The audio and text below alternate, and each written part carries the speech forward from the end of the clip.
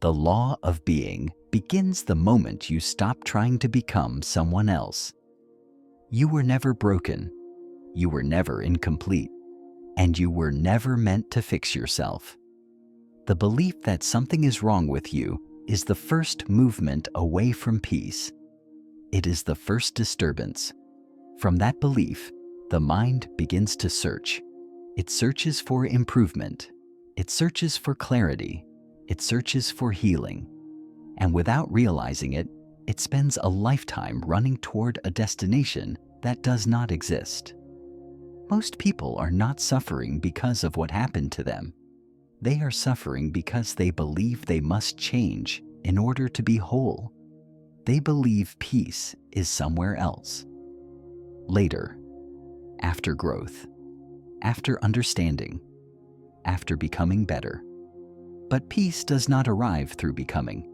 Peace appears when becoming stops. The law of being is not a method. It is not a discipline. It is not something you practice every day. It is what remains when effort falls away. Notice how much energy is spent on invisible movement. A thought arises, and the mind immediately answers it. A memory appears, and the body tightens. A situation unfolds, and you begin adjusting yourself. Explaining, justifying, defending. Each movement seems small, almost harmless. But together, they pull awareness out of the present moment. The mind believes reaction is protection. It believes that if it does not respond, something will collapse. But look carefully. Has reacting ever brought lasting peace? Or has it only created a brief sense of control followed by fatigue? Stillness is not weakness. Stillness is awareness that does not interfere. It is clarity without internal motion. When you stop reacting, you do not lose control. You recover it. Because control was never meant to be forced. Reality does not respond to effort. It does not respond to affirmation. It does not respond to intention spoken from tension. Reality responds to your state, to your coherence, to the level of inner movement you are carrying. This is why forcing manifestation fails. This is why chasing alignment collapses itself. You cannot push yourself into stillness. Stillness arrives when pushing ends. The law of being is not about doing less. It is about doing nothing unnecessarily. Most actions are not true actions. They are reactions disguised as choice. A reaction is always delayed. It comes from memory, from conditioning, from the past. Being is immediate. It has no hesitation. When you remain present without correcting yourself, without fixing the moment, something subtle changes. Life stops resisting you. Situations soften. Timing rearranges itself. Not because you controlled reality, but because you stopped pushing against it. The mind will ask for instructions. It will ask for proof. It will demand reassurance that stillness will work. But stillness does not convince the mind. It reveals itself through experience. At first, the absence of reaction feels uncomfortable. The mind feels exposed. There is no commentary, no strategy, no defense, just presence. This discomfort is not danger. It is withdrawal. The nervous system relearning that constant movement is not required for survival. Stay. Do not label the sensation. Do not analyze it. Let it pass without interference. This is where authority returns. Not authority over life. Authority over your inner state. When being stabilizes, effort naturally dissolves. You move when movement is needed. You remain still when it is not. There is no internal debate, no second guessing, only clarity. Stillness does not announce itself. It does not perform, but it changes the field. People sense it. Situations respond to it. Life reorganizes around it. Not instantly, not dramatically, but inevitably. Because coherence always overrides noise. The law of being is not a belief system. It is a natural order. When the inner world settles, the outer world follows. Nothing is forced. Nothing is resisted. Only presence remains. And presence is enough. Most people believe their life is shaped by big decisions. But reality is shaped by small, unconscious movements happening every moment. A tightening in the chest, a silent resistance, a need to adjust what is. These movements are subtle, so subtle that the mind calls them normal. But they are not neutral. They are the source of friction. Every time you react internally, you create distance between yourself and the present moment. Not distance in space, distance in coherence. Reaction fractures being. It divides awareness into observer and controller. One part watches, the other tries to manage. And this division is what drains energy. The nervous system was not designed to live in constant correction. Yet most people spend their days micro-adjusting themselves, correcting thoughts, correcting emotions, correcting situations, always leaning forward internally, always anticipating, always preparing for something that is not here. This is not living. This is bracing. The body learns to stay alert. The breath becomes shallow. The mind becomes restless. Not because life is dangerous, but because stillness feels unfamiliar. When reaction pauses, something surfaces. Raw sensation, unfiltered emotion, a feeling without a story. This is the moment most people escape from. They label it, they analyze it, they distract themselves, but this sensation is not the problem. It is the release point. Reaction has been holding it down. Stillness lets it rise. The law of being does not require you to process everything. It does not ask you to dig into the past. It asks you to stop interfering. When sensation arises, stay present. Do not name it. Do not ask why it is there. Do not turn it into identity. Let the body feel without commentary. This is how regulation returns, not through control, through allowance. The nervous system begins to learn that presence is safe, that nothing collapses when reaction stops, that awareness does not need movement to exist. At first, the mind will panic.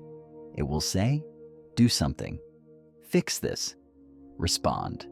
This is not intuition. This is conditioning. A habit built from years of mistaking reaction for intelligence. Intelligence is still. It waits. It sees clearly before it moves. Reaction is fast but blind. It repeats the past in new situations. Being is fresh. It has no memory. It meets each moment without comparison. When you remain in being, action becomes precise, not impulsive, not delayed. Effort decreases.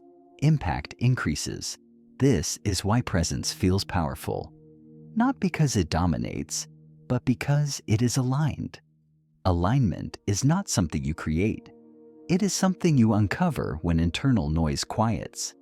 Life does not respond to tension. It responds to clarity.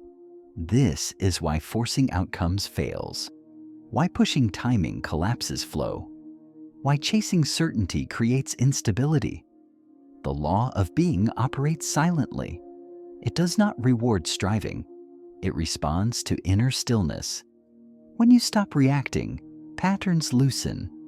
People behave differently around you. Opportunities appear without force. Problems resolve themselves without effort. Not because you changed the world, but because you stopped distorting your relationship to it. The mind wants credit. It wants to say, I manifested this. But being does not claim ownership. It allows, and allowance is more powerful than control.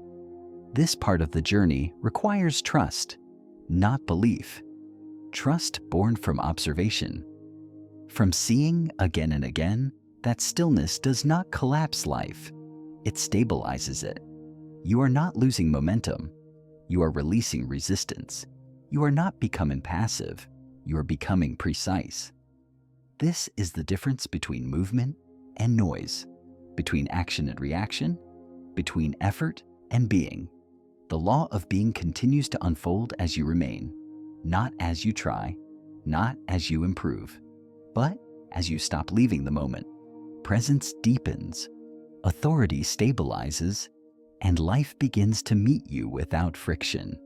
There comes a point where stillness is no longer something you touch and then lose. It begins to stay, not because you hold it, but because you stop abandoning it. This is where the law of being moves from insight into embodiment. Being is no longer an experience.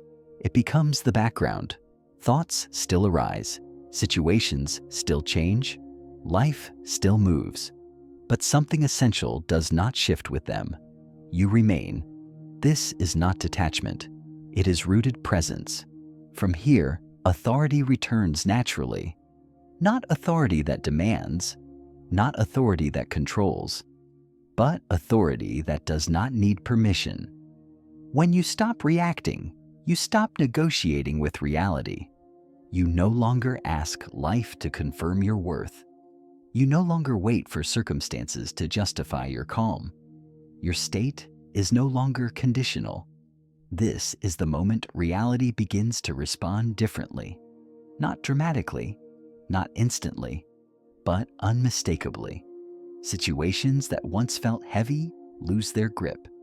People sense less resistance in you. They project less. They test less. They adjust without knowing why. Opportunities do not arrive as rewards. They appear as openings. Because friction has reduced, because coherence has stabilized. The world does not bend to desire, it aligns with state. This is why effort-based manifestation collapses. It tries to command reality from an unstable center. Being does not command.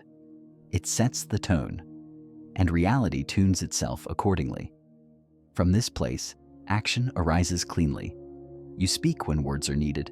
You move when movement is necessary. You rest when rest is correct. There is no inner debate, no justification, no self-correction after the fact. Action feels quiet, efficient, complete. This is how you know you are no longer reacting. Reaction leaves residue. Being does not. After action, there is stillness again. No replay, no analysis, no emotional hangover. The mind may still appear, but it no longer leads. It becomes a tool, not an authority. You do not silence it. You simply stop following it automatically. This is real freedom. Not freedom from thought, freedom from identification. You are no longer inside the noise. The noise passes through you. This is why presence feels grounded, why people describe it as strength, why it changes dynamics without effort. Not because you dominate the field, but because you stabilize it. Life is always seeking balance. When your internal world stops oscillating, the external world recalibrates. This is not philosophy. It is physics. Coherence overrides chaos. Stillness organizes movement. Being becomes the anchor around which life rearranges. Nothing mystical is required. Nothing is added. What changes is what is no longer wasted. Energy returns. Clarity sharpens.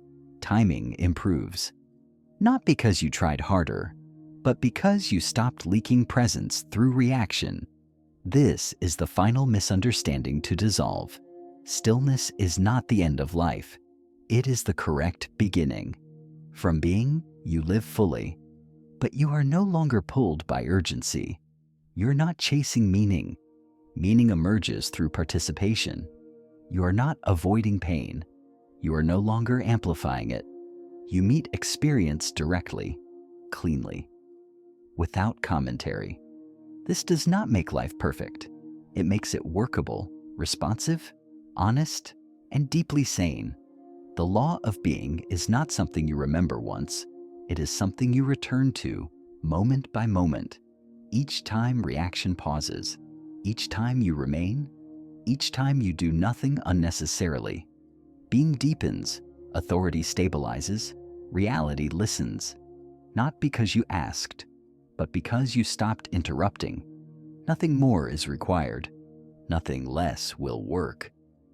Presence is enough, and you are already here.